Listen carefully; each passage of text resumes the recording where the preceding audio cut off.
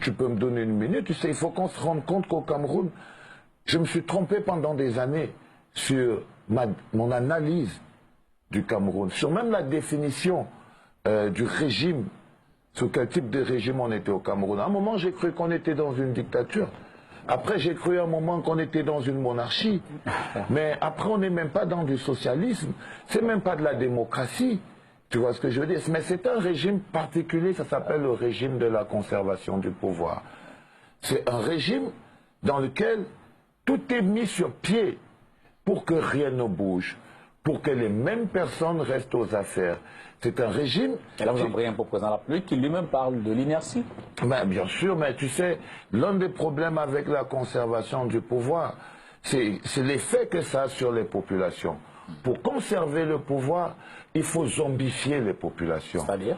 C'est-à-dire qu'il faut rendre les populations totalement inertes à leur propre souffrance.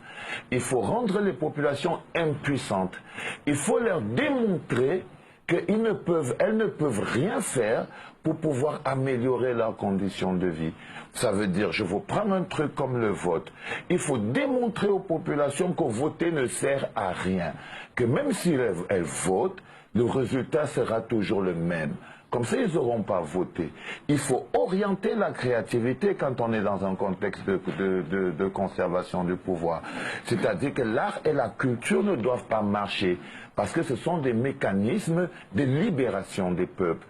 Alors, et qui peuvent être, à contraire, aussi des mécanismes d'endoctrinement du peuple.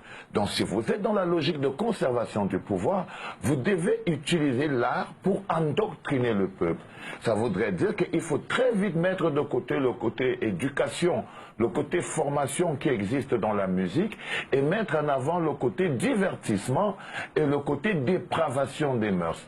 Et il faut démontrer aux artistes que, ben voilà, si vous faites ce type de musique, vous pouvez être des stars dans votre environnement, mais si vous faites cet autre type de musique, ça n'arrivera jamais. Donc tout d'un coup, vous pouvez faire une chanson qui dit « Pays tue les jeunes », avoir une démarche et tout ça.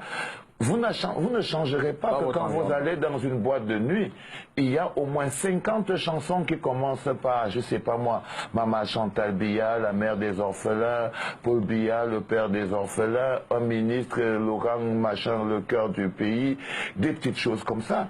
Et il faut à tout prix orienter la créativité pour que tous les autres artistes qui viennent et qui veulent faire de la musique, sachent quelle direction il faut prendre pour pouvoir s'en sortir dans notre... J'ai décidé de vivre et de supporter les coups, parce qu'il faut bien se rendre compte que vivre en marge d'un processus bien normal, qui veut que tu es une star, quand tu as fait une chanson débile, tu es allé chanter à l'école des gamins là-bas à la présidence, et tu as fait ta photo avec Samuel Eto'o sur Facebook, donc tout d'un coup tu es devenu une star.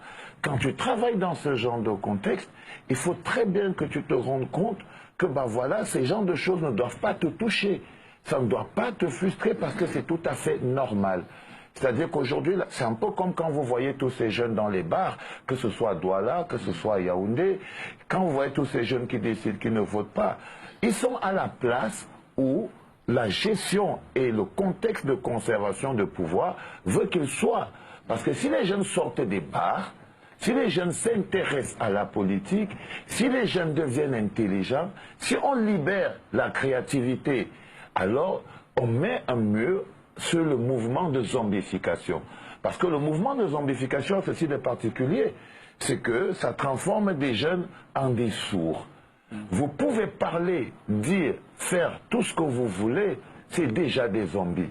Et après 32 ans, c'est tout à fait normal que tu dises à un jeune: hey, mon frère, est-ce que tu sais qu'il est quand même important qu'on aille s'inscrire sur une liste électorale? Et te dis que mon ami, ça va servir. Ça m'intéresse pas.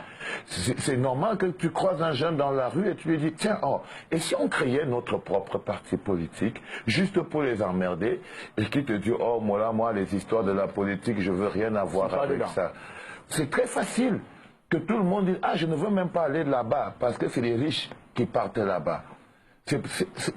Quand vous avez mis les jeunes dans cette situation d'impuissance, d'impossibilité à actionner un quelconque levier eux-mêmes, pour pouvoir faire quelque chose de bien de leur vie, alors il y a de fortes chances que vous avez maintenant la population dont vous avez besoin pour pouvoir justement au-delà de diriger ce sans discours. problème. Ah oui, c'est de ça dont je vous parle. Je vous parle de cette capacité à détruire toute forme de prise de conscience. C'est-à-dire que ce n'est pas comme si les jeunes n'écoutaient pas.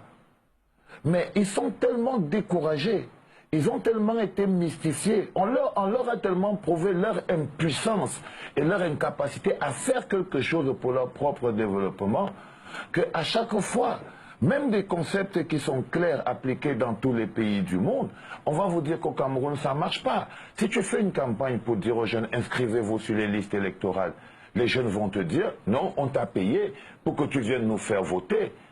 Donc quand on a détruit toute forme de cohérence dans l'esprit, parce que c'est de ça qu'il s'agit, il s'agit de cohérence.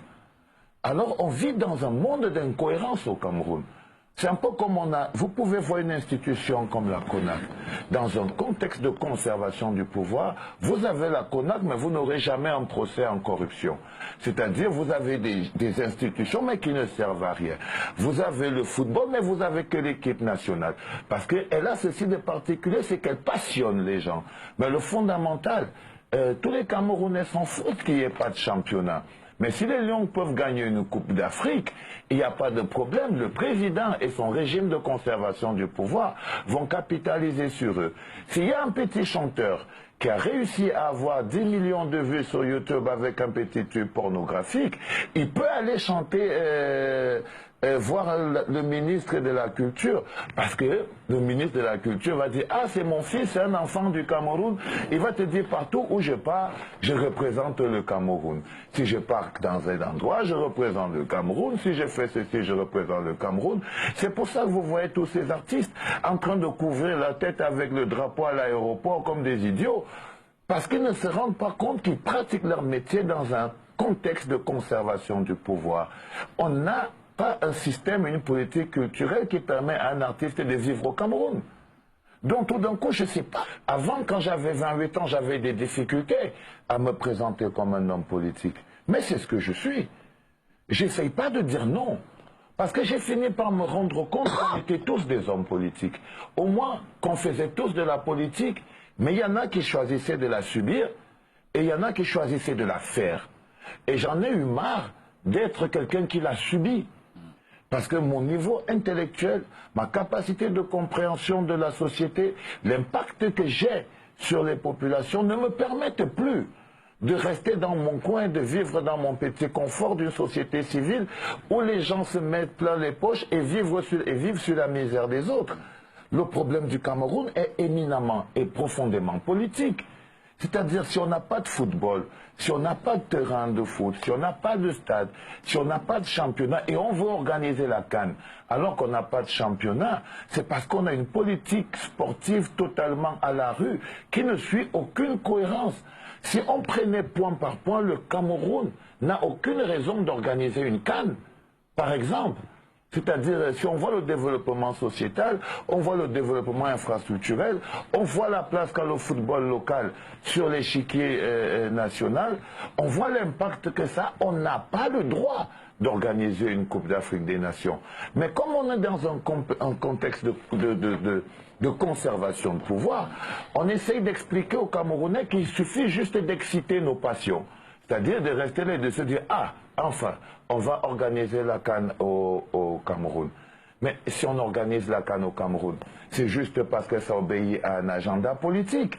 Ce n'est pas parce qu'on a réussi à se positionner comme étant un grand pays de football, un pays où les gens vivent du football, un pays où il y a une réelle émulation politique du football, ou un pays qui, économiquement, rapporte quelque chose au football. À quoi le football rapporte? Rien du tout.